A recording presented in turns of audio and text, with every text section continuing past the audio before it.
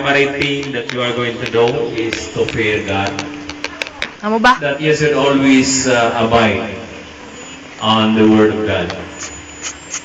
I want you that in your heart and in your mind, Kamo. the Word of God will always stick on that life. Because I believe that is the most abundant life and a life that is filled up with so many joy and happiness if you will just keep on the Word of God in your life. To our visitors also, I'm very thankful to you that you are here with us, sharing the agony, sacrifices. Kay medyo taas-taas ang pagkanaog, pagsakasat taas. Salamat sa inyo na niya ka mo diri, naging uban sa among sakripisyo. Pero actually, it is a joy to us because